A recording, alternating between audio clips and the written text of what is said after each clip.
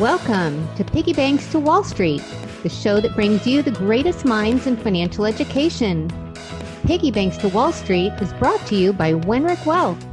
To learn more about how Wenrich Wealth can help you plan for your future, or for a second opinion on your current plan, visit www.wenrichwealth.com or call 949-547-4313. Now your host, wealth manager, financial literacy advocate, and author of the book Teaching Kids to Buy Stocks, Stories and Lessons for Grown-Ups, JJ Wenrich. Hello, everyone. Thank you for joining us on Piggy Banks to Wall Street, the show that brings you the best minds in financial education. My name is JJ Wenrich, here with you as always, and today my guest is Mac Gardner, the author of the book, The Four Money Bears. You can find his book and other stuff at thefourmoneybears.com. So thanks so much for joining us, Mac, and there it is. How you doing today? Thank you for having me. Doing great, JJ. Thank you so much for having me. I'm so happy to be sharing this stage with you. I know you're really passionate about educating folks, and I know you've written a great book too on helping young kids deal with their money and investing. So a true pleasure to be on this call, on the show with you. Well, no, I'm honored to have you on the show. I'm thrilled that you agreed to do it. You know, when I decided to go down the path of financial education, and specifically with young people, there weren't a lot of folks out there, but you were one of the shining stars. And I remember when I first started telling people about it, you were one of the first people that reached out to me to wish me luck. And you know, I love your book. I absolutely love how you've laid everything out. So I'm just I'm excited to have you on the show. So thank you. Sure. So tell me a little bit about how you ended up deciding to write a children's book about money, because you were definitely one of the pioneers on the topic of helping kids with money and doing it through a storybook. Sure. So been blessed, JJ, to have been in this business for 20 plus years.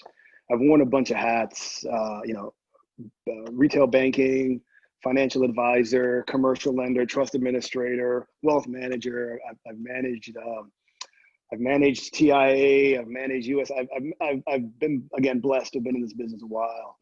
When I started my own practice a few years ago, I said, you know what? I have all these Mac nuggets in me, all these little nuggets of cool information that people share with me, I've created. And so I wrote my first book right here, which is called Motivate Your Money. So that first book was written for adults because I would be working with people doing financial plans. You know, I'm a certified financial planner. I've presented over 4,000 financial plans in my career. And it was just like shocking that these folks just really didn't have some of the basic understandings of, you know, term versus permanent insurance, compound interest, the rule of 72, things that you and I take for granted because that's what we do, that's our profession. And so that's when I published that first book. About a year into my practice, one of my clients came to me. She was on the board of an organization in Houston called Jack and Jill. And they're a non-for-profit organization that works with kids of color. And she said, hey, Mac, would you be open to writing a book or creating something for kids? And I was like, how young? She said, like elementary school. And I said, ooh. And what was interesting, JJ, was that we both had young kids in elementary school at the time. So in Motivate Your Money, I talk about the 5 steps to financial success. Plan accordingly, spend cautiously, save diligently, invest wisely, and give generously. And what I had found is that in my years of helping people along their financial life journey, the folks that did those 5 things turned out pretty well in life. You know, they had a couple bucks. So when looking at a way or platform for kids, I said, all right, running joke in our family, I'm Papa Bear, my wife Jen, she's Mama Bear, we have 3 baby bears. So we're the bear family. And so I decided, hey, why not create a story about how I taught my kids about money and the fact that there's only 4 things you can do with money: spend it, save it, invest it, or give it away. And that's how the Four Money Bears concept came about. and they ate 4 bears, and they live in the woods, and they need to work together. No, and it's a great story. It really is. I enjoyed it. I showed it to my kids. You gave me a book, and then sent it on down to my nephew who's a little bit younger, and now he's learning from it. So I think you've done just a fantastic job with it. And you're right. That's something that I feel like we tend to take for granted when we're in the business of finance, when we're in the investment community. We take it for granted. The whole, everybody learned this stuff either in school or along the way. And I was actually doing a presentation to a group at my church, and it was mostly grandmothers, and felt like, oh man, I'm doing a great job. I've just crushed this presentation. And then we're finishing up, and I'm taking questions. And this one woman in the back, she goes, "Hey, can you explain what compound interest is?" Oh man, I should have started there. Maybe I took it for granted that that's something that everybody just knows. Yeah. So that's great. And the interesting thing about writing this book is, trying to find easy concepts or easy ways that a child could understand, right? Because the target demographic for the 4 Money Bears book is elementary school kids, right? And one of the things that I started doing as a sort of exercise, I'm a big fan of public speaking. And in public speaking, you talk about the 3 E's of public speaking. You want to engage, right? You want to educate, and you want to entertain. So I said, okay, what could I use to sort of engage these young kids, right? And so I carry a $100 bill in my wallet. So I took the $100 bill out, popped it open, and I said, hey, if I gave you all this $100 bill, what would you do? And hands start flying up. I'd buy Pokemon cards, or I'd buy candy, or I'd buy all kinds of stuff. But JJ, what was like fantastic in that whole experiment, because I've done it countless times in various reasons, I've done it with adults too, is it showed me that children are pretty much hardwired or conditioned to consume, to spend. And there'll be one kid that puts his hand up and her hand up and says, "Oh, I put in my piggy bank." I was like, "You're lying. Thank you for being different." But you wouldn't put this $100 bill in your bank account. But so that's why I find that having this book, and I think that's why a lot of parents like it, is because it sort of opens the child's awareness to the various functions of money at a really early age. Like, look, yeah, you can't spend it. You can put in your piggy bank too, but there's this concept or idea of investing, which falls in your wheelhouse nicely. And then there's also the idea of altruism or giving, and why it's important to give. So that's really what we're trying to do here, is just give parents who probably never got any of this education themselves a easy and fun tool to be able to start the conversation with their young kids when it comes to money. Now, and that's perfect, because I like how you say it. We're hardwired to want to spend the money. That's just in our psychology. And a lot of times I'll answer these different posts on social media where they say, what's the one thing you wished you'd have learned growing up? And I always go to the psychology when it comes to money. What's the one thing you wish you'd learned growing up about money? And my first response is typically, "Oh, I wished I'd have learned to save," or something like that. But I knew to save. I'd been told to do it, but what I never really had anybody help me with was that psychology of how we are hardwired to want to seek pleasure and go away from pain. And it applies to the idea of saving versus spending. And then you go down the road, you get towards the investing side, and then we're hardwired to run from pain when our stocks are dropping. Oh no. Yeah. And so, like I always say, is the math is not as complicated as the psychology. And that's great, because your book, it gives the parents a path to have that conversation. It gives them a way to know, all right, here we're teaching it the right way. So that's fantastic.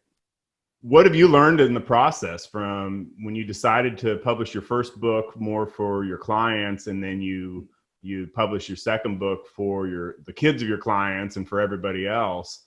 What's been most surprising in that process? What has been most surprising is it's the journey or the ride that the book has taken me on, to be just very honest with you. I literally wrote this book to help out a client that wanted to help some young kids, some young kids of color in the city of Houston. And when I published it and I came up with the concept, if you see, for those of you who you either go on Amazon, you look at the cover of the book, you can see it here on the video screen. I intentionally made 2 of the bears boys, and I intentionally made 2 of the bears girls, and I intentionally made all the bears different colors. And it was a not so subtle tip of the hat or nod towards the need for more diversity and inclusion in this education process.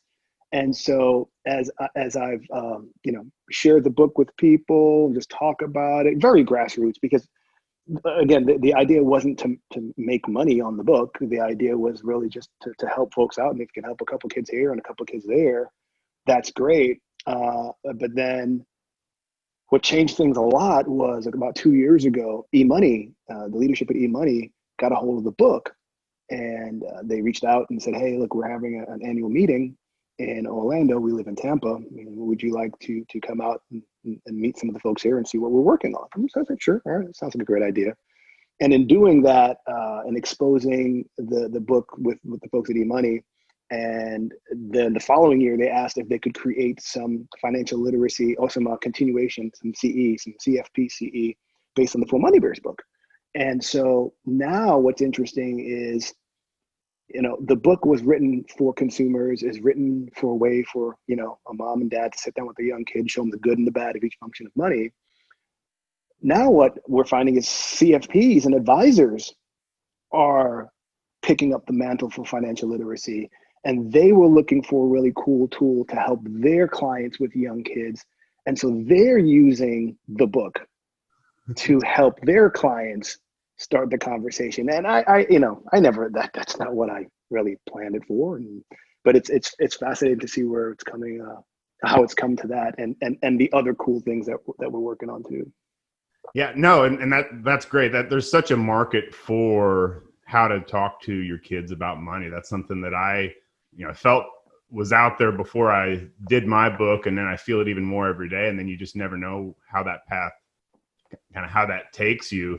But you're absolutely right. It's not just everyday parents; it's financial advisors. Everybody's looking for a way to have these conversations. And I like how you use the word inclusion, because one thing I've discovered about folks like you, folks like me that are in financial education, we're doing it for the love. We're doing it for the mission, not really doing it for the money. And the more we can have these lessons get to everybody in the population and get to where they do help lift people out of poverty, that's the ultimate goal. And so I love how you use the word inclusion. And I'd have to agree with you. The biggest surprise for me in my short journey so far, haven't been doing it as long as you, the way people run to it and the path that it puts you on, and the people that you find yourself meeting. Like you say, you end up speaking to the folks at eMoney. And from what I understand, that path is still being paved. Can you tell us a little bit about your current project? Because this is really cool. Sure. So when I met with the team last year, and we were putting together the CFPCE courses, I spoke with the leadership team there, and I spoke with Ed O'Brien. And I said, hey, Ed, I'm getting some very consistent feedback when it comes to this book. Folks love it. Parents love it. But one of the things that they continually ask for, JJ, is there an app? Right. Is there an app? Is there some sort of digital interface that's around or available where I could share it with my child? And the story is actually a bit deeper than that, because when I first published the Full Money Bears book, I sent a copy of the book out to a majority of the school boards in the country. I heard back from 13 of them. The process to get a book approved in a public school is mind-numbing. It's kind of like, wow. And I would talk to colleagues who were in marketing, and they would say, Mac, you literally have to quit your job and sell your practice as an advisor just to dedicate yourself to putting this book into public school, because that's how time-consuming and that's how much bureaucracy, red tape there is. But then I would go to my kids' schools, and they were younger at the time, and I would notice that the teachers are using apps, the teachers are using tablets, the teachers are using different interfaces, right, to be able to teach their kids certain content. So yeah, so some of the feedback that I would get from various people and various parents about the book is there some sort of digital app? And so what we decided to do is I am on the board of the University of South Florida's Personal Financial Planning Degree Program. And so I went to the leadership there and I said, hey, I've got this idea. I think it would be neat if we could have personal financial planning degree students partner up with computer programming students to create some sort of, FinLit, FinTech, FinLit Tech is what I'm affectionately calling it. Some sort of FinLit Tech, some sort of application, right? And young people have very creative minds, and this technology space is moving so much. I said, hey, let's try to get some university involvement in this. And so USF was on board. I went to Ed at eMoney and I said, hey, Ed, look, everyone's been asking for some sort of app to be able to, take this full money-based concept and make it digital. Would you all be open to sponsoring this project? And he said, sure, we're on board. I mean, that's what we're about, helping people talk about money. So the grand prize is a $3,000 grand prize that eMoney is sponsoring. And so it's eMoney, it's University of South Florida, and there's an organization here in Tampa called Synapse. And what they are is a sort of fintech community, and they have these what they call Synapse challenges. So if a company has something that they want to get done and they sort of want to crowdsource ideas, you go to Synapse, you tell them this is what we're trying to do. And I says, hey, look, we're trying to help kids and promote more financial literacy in elementary schools. So they put a video together, and here we have this challenge. What made it really wild, JJ, was I said, okay, we've got this video. We started the app contest in April of this year to commemorate Financial Literacy Month. I said, hey, this is pretty cool. What if we went to other universities that have personal financial planning degree programs? And that's exactly what I did. I reached out to all the leaders of the PFP programs across the country, Texas Tech, Georgia, Utah Valley, Kansas State, and I just let them know, hey, here's a great opportunity to get involved in a very fun project that can help, change the future for kids across the country. Then it got really wild when I started getting folks from international areas, wow. Spain, England, Canada, Italy. It was like, wow, because financial literacy isn't just a US thing, it's a global concern. People around the world need this education. So to date, we have 35 entries into the contest, and the top 5 are going to be presenting their submissions at the eMoney conference in October, the virtual conference in October. All right. So then will the winner be announced then, or will they refine, or how's it work from that? So great question. So there are going to be 5 judges, and the 5 judges will put in their weighting into the top 5. And the folks at eMoney came to me and said, hey, Mac, would you be open to having some sort of interaction by the attendees of the conference to weigh into the winner? I said, sure, that's a great idea. So all the submissions they're going to submit a 5-minute sort of pitch, and there's going to be a segment during the conference where all 5 of the pitch videos will be presented to the attendees, and then the winner is going to be chosen on the last day of the conference. Wow, that's fantastic. That's going to be a lot of fun to see what all those entries are, but let alone the winner.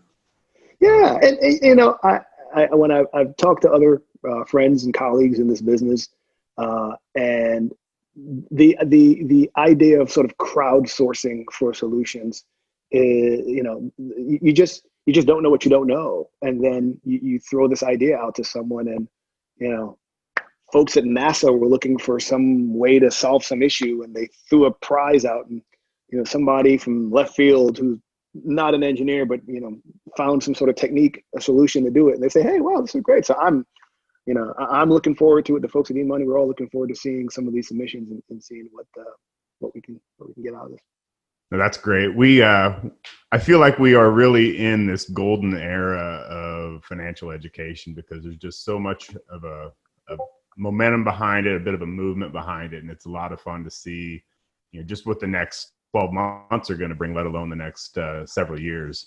And it's wild. You talk about being surprised at the path that it's put you on. It started with just one client asking you, can you do something to help me teach my kids?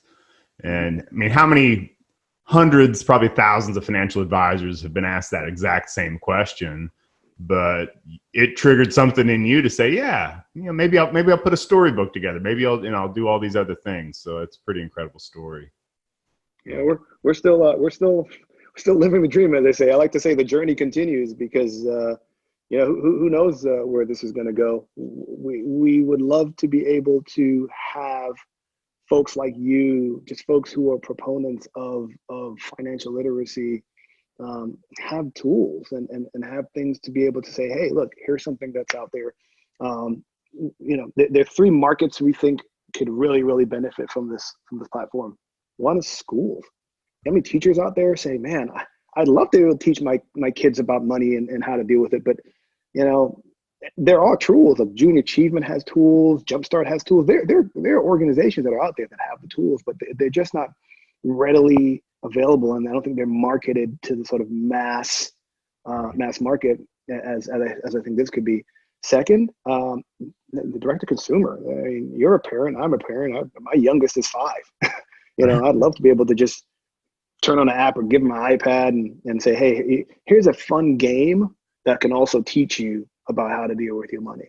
And then third, of course, are financial institutions who are looking to help serve their clientele and their client base and help educate them. So there's a lot of potential uses for the For Money Bears, but the idea was just to try to help somebody, and it's blossomed into something I never thought it would be. Yep. Well, it's amazing what happens when you try to help somebody. Little things. So, well, I appreciate you so much being on the show today, and I really appreciate everything you do for parents, for kids, for teachers, for empowering teachers to have tools to use, because it's one thing to want to, it's another thing to have the tools there to be able to do it. So, on behalf of everybody, thank you so much for all that you're doing, and I'll be excited to see what comes out of the eMoney conference here. You said it was in October? Yeah, I believe it's October 19th to the 21st is the eMoney is going to be a virtual conference this year for the first time, and that should be lots of fun. So we'll be there. Last thing I wanted to share with the folks that are watching this, if your audience are financial planners or financial advisors, you can find the book on Amazon. Like, you can pretty much find everything nowadays. But I created something called a Money Mentor Pack. And what that is the ability for advisors or folks in not-for-profit or just people who are educators to be able to buy the books in bulk at a 40% discount versus buying the same amount on Amazon. So, for folks who are interested in doing that, go to our website, www.theformoneybears.com, and you can learn a little bit about what we're doing and different ways to get access to the book, depending on what your needs or desires are when it comes to financial literacy. No, that's great, especially for the financial advisors out there, the just financial institutions. You're looking on doing some sort of client type event, or if you are a teacher and you need them for your classroom, and maybe can skip some of that red tape that you've had to deal with. It's nice to be able to do that for 40% cheaper. Yes, discounts are good. Yeah. Why pay less why pay more when you can pay less? Is that what they say? Yeah. Someone said that somewhere. So, well, thanks, Mac, so much. It's been wonderful getting to know you, and been wonderful having you on the show, and appreciate everything that you're doing. Thank you, JJ. Journey continues. Absolutely. So, and thanks so much, everybody else out there, for joining us on Piggy Banks to Wall Street. We'll see you next time. This podcast is sponsored by Wenrich Wealth. To learn more about how we can help you plan for your future, or for a second opinion on your current plan, visit our website at www.wenrichwealth.com. illustrious.com or call 949-547-4313. Securities and advisory services offered through LPL Financial, a registered investment advisor, member FINRA and SIPC. Wenrich Wealth, teaching kids to buy stocks, Golden Seal Productions, and OC Talk Radio are not affiliated with LPL Financial. The opinions in this matter are for general information only and not intended to provide specific advice or recommendations or a substitute for specific tax or legal advice for any individual. We suggest that you discuss your specific situation with a qualified tax or legal advisor. No strategy assures success or protects against loss. JJ's book, Teaching Kids to Buy Stocks, Stories and Lessons for Grown-Ups, is available at Amazon.com, BarnesandNoble.com, and other fine book retailers. Learn more at TeachingKidsToBuyStocks.com. Piggy Banks to Wall Street is proud to be a part of the Golden Seal Productions family of shows.